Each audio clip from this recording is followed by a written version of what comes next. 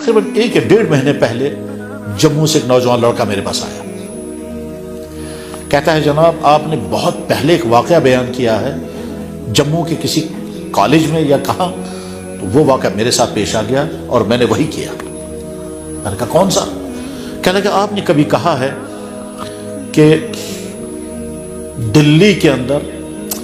ایک مسجد کے جوان امام صاحب تھے، محلے میں کوئی لیڈی تھی، اس لیڈی اس نوجوان کو اپنے گھر میں بلایا، اور اس لیڈی کا شوہر نہیں تھا، وہ کہیں گیا ہوا تھا بہت دنوں سے، تو اس لیڈی نے اس نوجوان کو برا کام کرنے کی دعوت دی۔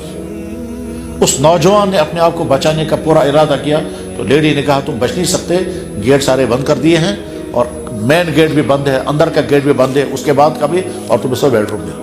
تو اسے تم بچ نہیں سکتے، تمہیں کرنا ماننا پڑے گا۔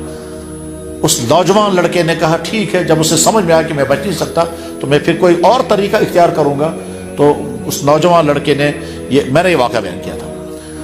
اس نوجوان لڑکے نے لیڈی سے کہا کہ آپ ایسا کریں، مجھے اجازت دیں تو میں باتھ روم سے آؤں گا، تو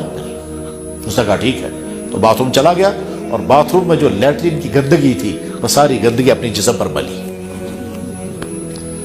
اب وہ گندگی مل کر کے جب وہ کمرے میں آیا تو بدبو، تو اس لیڈی نے جو ہی دیکھا اس نے کہا دفع ہو جا تو یہاں سے، اور تو اتنا گندا انسان ہے اور تیرے جسم سے ایسی بدبو آ رہی ہے اور تو کیسا، دفع ہو جا۔ چنانچہ دھکے دیکھ کر اس کو ہاتھ بھی نہیں لگا، نکل جایا۔ تو وہاں سے نکلا، اور نکلنے کے بعد پھر وہ دلی جمنا کے کنارے گیا، اپنے کپڑے نکالے، کپڑوں کو دھویا،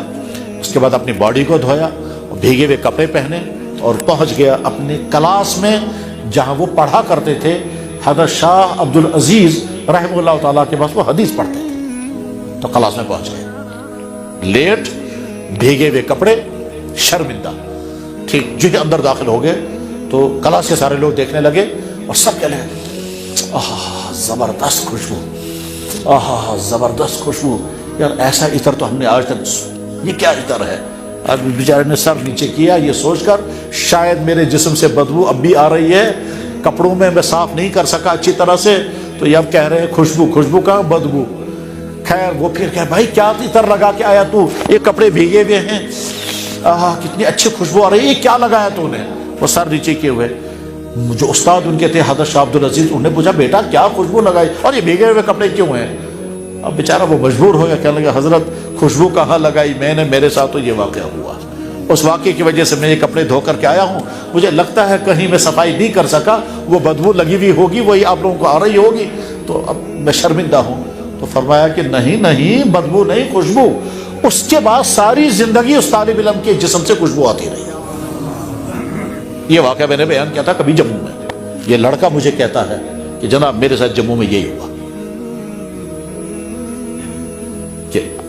کچھ لڑکے ہمارے جہاں وہ رہتے ہیں ہاسٹل میں، جہاں ہاسٹل میں لڑکے رہتے ہیں وہاں لڑکیوں کا گروپ آ گیا، اور گروپ آنے کے بعد انہیں ویڈیو بنانا شروع کیا، اور مجھے کہا کپڑے نکالو، تو کہا میں بہت کوشش کرتا مگر نہیں، تو آخر میں مجھے یاد آیا مجھے وہی کرنا ہے۔ چنانچہ میں وہاں سے باتھ روم میں، اٹیچ باتھ روم تھا، اندر گیا اور نیچے ہاتھ لگا کر کے پورے بدن میں ملا، اور ملنے کے بعد کہا تو سب کو نفرت ہو گئی، اور واقعی کہتا ہے وہ نفرت ہو گئی، تو بس میں نے دروازہ توڑا، باہر نکل آیا۔ میں نے کہا سبحان اللہ، میں بار بار لڑکوں کو دیکھتا رہا، سبحان اللہ۔ کیا لگا جی آگے پھر یہ ہوا، اسی رات جناب رسول اللہ صلی اللہ علیہ وسلم کی مجھے خواب میں زیارت ہو گئی۔ انشاءاللہ بھی جب میں جموں جاؤں گا وہ ملے گا مجھے لڑکا، اور کالج کا لڑکا، کسی مدرسے کا نہیں، کوئی تبلیغ والا نہیں ہے، کالج کا لڑکا۔